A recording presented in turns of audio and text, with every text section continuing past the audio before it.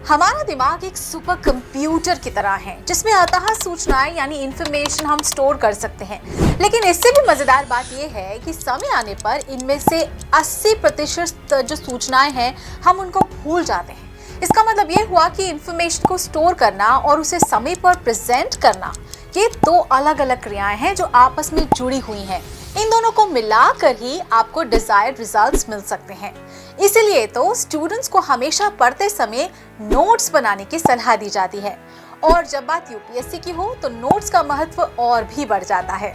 अब अधिकांश स्टूडेंट्स की प्रॉब्लम यही होती है कि उन्हें ये पता ही नहीं होता कि नोट्स हम बनाएं कैसे, और इस कारण उनको चीजों को याद रखना और उन्हें सही समय पर प्रेजेंट कर पाना मुश्किल हो जाता है। यदि आपको भी यही प्रॉब्लम हो रही है तो आज का ये वीडियो आपको जरूर देखना चाहिए, क्योंकि आज हम बात करेंगे कि आपको नोट्स कैसे बनाने चाहिए। नमस्कार, स्वागत है आपका प्रभात एग्जाम के YouTube चैनल पर। ये एक ऐसा प्लेटफॉर्म है जहां आपको मिलती हैं सभी कम्पिटिटिव एग्जाम से जुड़ी महत्वपूर्ण जानकारियां जो आपको किसी भी एग्जाम में सफल होने में काफी मदद कर सकती हैं। अगर आप हमारे YouTube चैनल पर पहली बार आए हैं तो हमें लाइक और सब्सक्राइब जरूर कर लें और हमारे लेटेस्ट वीडियोज और अपडेट सबसे पहले आप तक पहुंचे इसके लिए बेल आइकॉन को प्रेस करना ना भूलें। तो यूपीएससी की तैयारी के दौरान छोटे नोट्स बनाना सीखना बहुत महत्वपूर्ण है, खासकर सिविल सर्विसेज मेंस परीक्षा के कॉन्टेक्स्ट में। तो गहन अध्ययन के बिना और अपने स्वयं के नोट्स तैयार करने और उन्हें रेगुलरली रिवाइज किए बिना कोई भी मुख्य परीक्षा में सफलता प्राप्त करने की उम्मीद नहीं कर सकता। तो नोट्स बनाते समय किन बातों का ध्यान रखना चाहिए हम आपको बताते हैं। First is that learning is the first step of notes making. तो अक्सर हम नोट्स बनाने का मतलब किताबों में दी हुई जो बातें हैं उनको कॉपी में उतारना समझ लेते हैं। आपने देखा भी होगा कि स्टूडेंट्स अक्सर बिना कुछ समझे सिर्फ किताब को पढ़कर उसे अपनी कॉपी में नोट किए जा रहे हैं और पूछने पर कहते हैं कि नोट्स बना रहे हैं, जबकि एग्जैक्टली कर क्या रहे हैं ये तो उन्हें पता ही नहीं है। लेकिन इतना बस श्योर है कि अपना समय जो है वो वेस्ट कर रहे हैं, बर्बाद कर रहे हैं। तो नोट्स तैयार करना तो एक कला है जिसमें आप पहले किताब को पढ़ते हैं, उसे समझते हैं और फिर उसकी सूचनाओं को अपने आंकलन के आधार पर कॉपी में नोट करते हैं। इसलिए नोट्स बनाने से पहले किताब को अच्छी तरह पढ़िए और यदि जरूरत हो तो 2 बार 3 बार पढ़िए।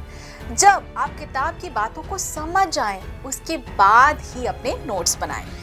Next is visualisation. तो क्या आपने कभी गौर किया है कि आपसे अगर पूछा जाए कि दीवार फिल्म में किन किन कलाकारों ने काम किया था तो आप तपाक से उसका जवाब दे सकते हैं, जबकि ये फिल्म 4 दशक पहले रिलीज हुई थी।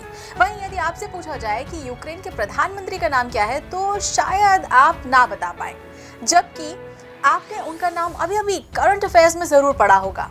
तो इसका कारण ये है कि जो हमारा दिमाग है ना, वो पढ़ी हुई बातों की अपेक्षा देखी हुई चीजों को ज्यादा लंबे समय तक याद रख पाता है। आप इस क्वालिटी को अपने नोट्स में भी यूज कर सकते हैं। तो इसका मतलब ये हुआ कि आप अपने नोट्स में मैप्स, डायग्राम्स, फ्लो चार्ट्स इत्यादि का खूब इस्तेमाल कीजिए। इसमें ना सिर्फ आपको रिटेंशन में बेहतर होगी, मदद मिलेगी, बल्कि आपकी परीक्षा में आसानी से इंफॉर्मेशन को प्रेजेंट भी कैसे करना है ये आप समझ पाएंगे। Next step is make it small and crisp. तो नोट्स बनाने का मतलब किताब में दी हुई बातों को हूबहू उतार देना नहीं होता, बल्कि नोट्स का मतलब कि ये है कि आपने जो पढ़ा है उसे पॉइंटर्स के तौर पर आपको प्रेजेंट करना है। तो पूरी की पूरी किताब याद कर पाना ऑब्वियसली किसी के लिए भी संभव नहीं है। तो दोस्तों, नोट्स तैयार करने का एक बड़ा ऑब्जेक्टिव रिवीजन करना होता है। अब यदि आप पूरी की पूरी किताब ही नोट्स में लिख लेंगे तो इससे क्या फायदा होगा?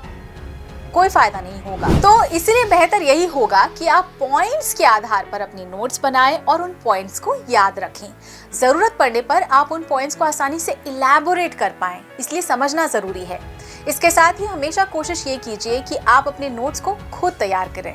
तो वैसे तो बाजार में बहुत सारे टीचर्स और एक्स स्टूडेंट्स के नोट्स आपको आसानी से मिल जाएंगे, लेकिन यदि आप वाकई सफल होना चाहते हैं तो आपको अपने नोट्स खुद ही तैयार करने चाहिए। इससे क्या होगा कि रिवीजन करते समय आपको आसानी तो होगी, आप इंफॉर्मेशन को बेहतर तरीके से एनालाइज करके उसे परीक्षा में आर्टिकुलेट भी कर पाएंगे। तो दोस्तों, आपको अगर हमारा ये वीडियो पसंद आया हो तो अपने फ्रेंड्स के साथ भी इसे ज़रूर शेयर कर लें, और अगर आपके पास हमारे लिए कोई सवाल या सजेशन है तो कमेंट बॉक्स में लिखकर हमें ज़रूर बता दें। तो जल्द ही आपसे फिर मुलाकात होगी एक नए टॉपिक पर एक नए वीडियो के साथ। देखते रहिए प्रभात एग्जाम। नमस्कार।